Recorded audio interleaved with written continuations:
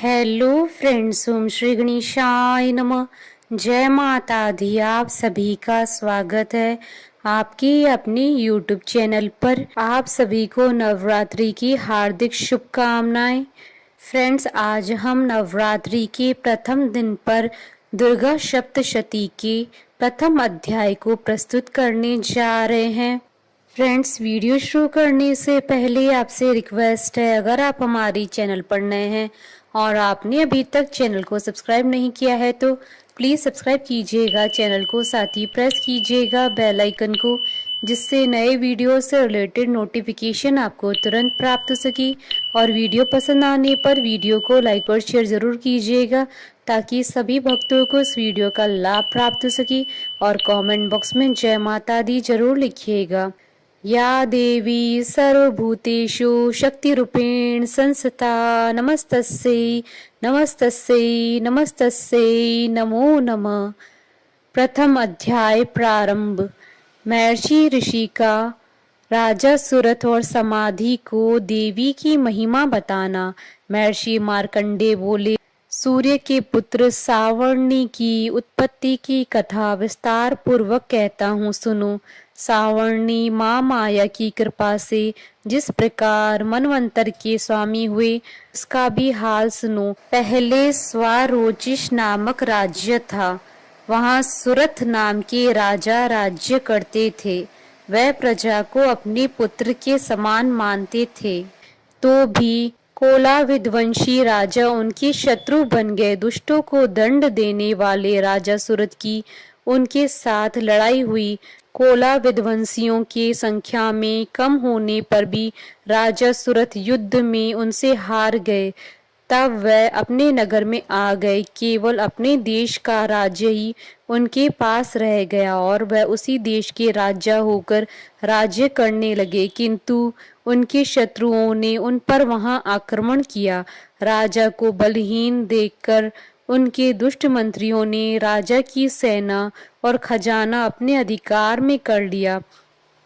राजा सूरत अपने राज्य अधिकार को हार कर शिकार खेलने के बहाने घोड़े पर सवार होकर वहां से एक भयंकर वन की ओर चले गए।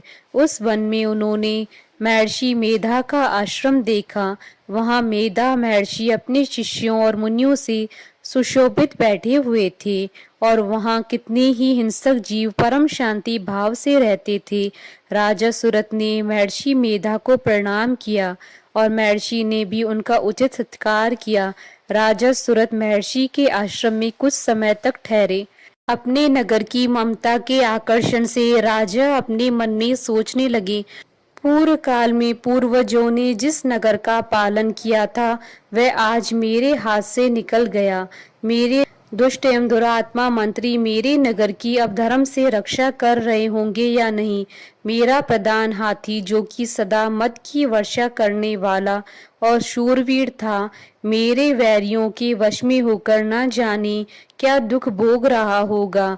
मेरे आज्ञाकारी नौकर, जो मेरी कृपा से धन और भोजन पाने से सदैव सुखी रहते थे और मेरे पीछे पीछे चलते थे, वह अब निश्चय ही दुष्ट राजाओं का अनुसरण करते होंगे तथा मेरे दुष्ट एवं दुरात्मा मंत्रियों द्वारा व्यर्थ ही धन को व्यय करने से संचित किया हुआ मेरा खजाना एक दिन अवश्य खाली हो जाएगा। इस प्रकार की बहुत सी बातें सोचता हुआ राजा निरंतर दुखी रहने लगा। एक दिन राजा सूरत ने महर्षि मेधा के आश्रम के निकट एक वैश्य को देखा। राजा ने उससे पूछा, भाई तुम कौन हो? यहाँ तुम्हारे आने का क्या कारण है और तुम मुझे शोकाग्रस्त अनमने से दिखाई देते हो, इसका क्या कारण है? राजा के यह नम्र वचन सुन वैश्य ने महाराज सूरत को प्रणाम करके कहा। वैश्य बोला, राजन, मेरा नाम समाधि है। मैं धनियों के कुल में उत्पन्न एक वैश्य हूँ। मेरे दुष्ट स्त्री और पुत्र आदियों ने लोभ से मेरा धन छीन लिया और मुझे घर से निकाल दिया। इस तरह से दुखी होकर इस वन में चला आया हूँ और यहाँ रहता हुआ मैं इस बात को भी नहीं जानता कि अब घर में इस समय सब कुशल है या नहीं। यहाँ मैं अपने परिवार का आचरण संबंधी कोई समाचार भी नहीं पा सकता कि वह घर में इस समय कुशल पूर्वक हैं या नहीं। मैं अपने पुत्रों के संबंध में यह भी नहीं जानता कि वह सदाचारी हैं या दुराचार में फंसे हुए हैं। राजा बोले, जिस धन की लोभी स्त्री पुत्रों ने तुम्हें घर से निकाल दिया है, फिर भी तुम्हारा चित्त उनसे क्यों प्रेम करता है। वैश्य ने कहा, मेरे विषय में आपका ऐसा कहना ठीक है, किंतु मेरा मन इतना कठोर नहीं। यद्यपि उन्होंने धन के लोभ में पड़कर पितृ स्नेह को त्याग कर मुझे घर से निकाल दिया है, तो भी मेरे मन में उनके लिए कठोरता नहीं आती। हे महामते, मेरा मन फिर भी उनमें क्यों फंस रहा है, इस बात को जानता हुआ भी मैं नहीं जान रहा। मेरा चित्त उनके लिए दुखी है। मैं उनके लिए लंबी लंबी सांसें ले रहा हूँ। उन लोगों में प्रेम नाम नहीं है, फिर भी मेरे ऐसे निस्नेहियों के लिए मेरा हृदय कठोर नहीं हो सकता।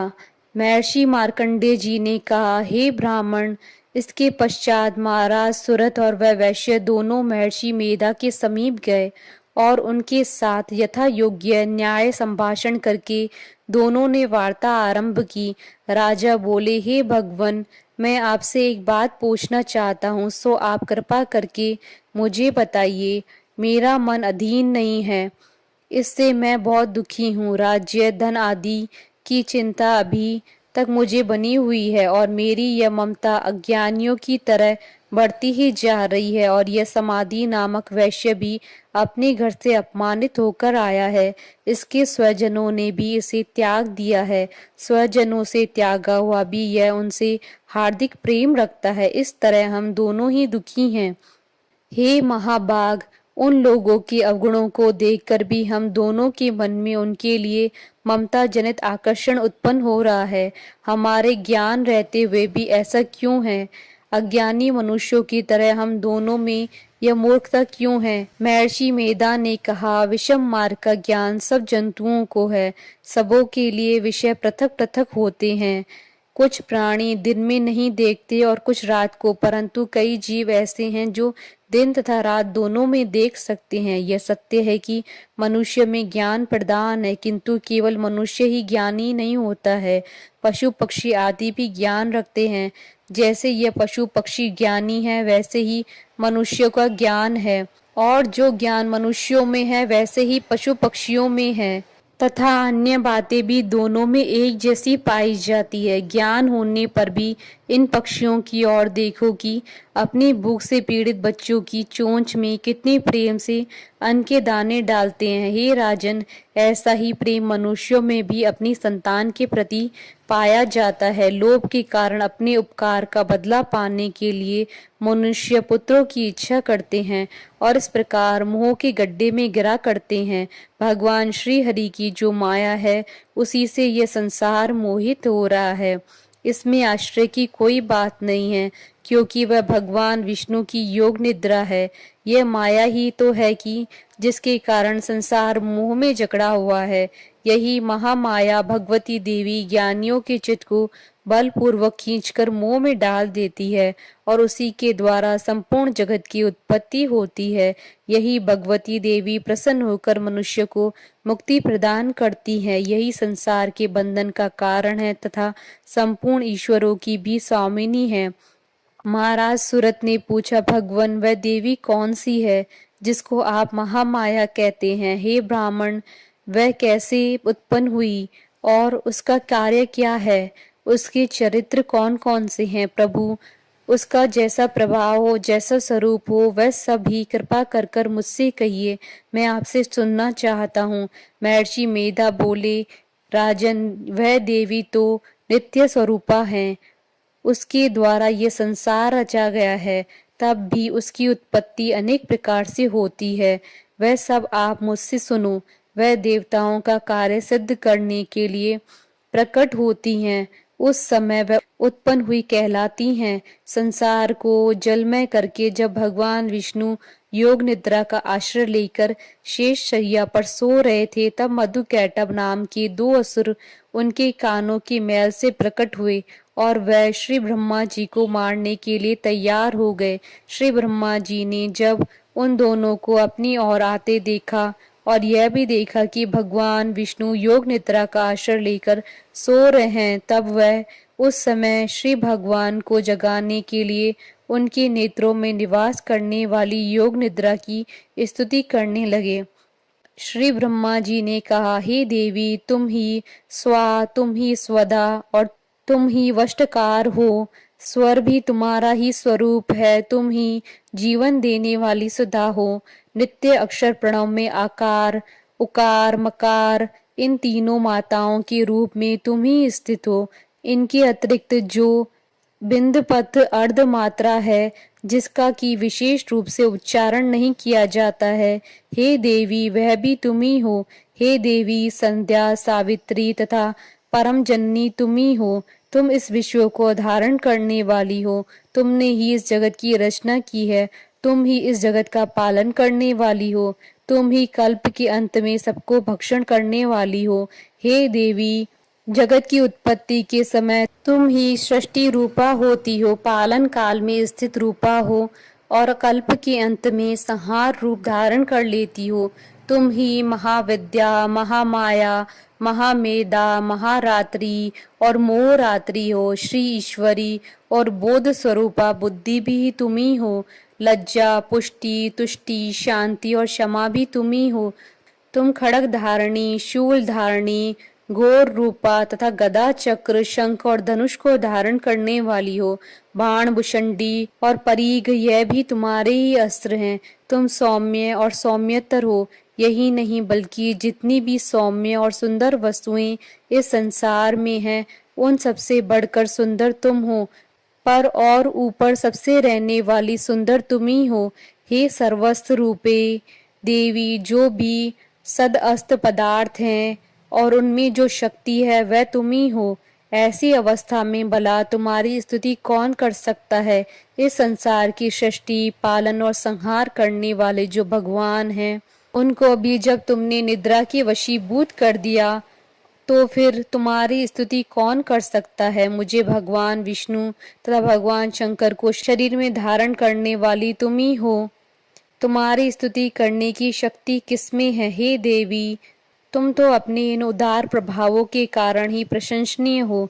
मधु और कैटव जो भयंकर असुर हैं, इन्हें मुंह में डाल दो और श्री हरि भगवान विष्णु को भी जल्दी जगा दो और उनमें इनको मार डालने की बुद्धि उत्पन्न कर दो। महर्षि मेधा बोले, हे राजन, जब श्री ब्रह्मा जी ने देवी से इस प्रकार स्तुति करके भगवान को जगाने तथा मधु और कैटव को मारने के लिए कहा, तो वह भगवान श्री विष्णु के नेत्र, मुख, नासिका, बाहु, हृदय और वक्ष स्थल से निकल ब्रह्मा जी के सामने खड़ी हो गईं।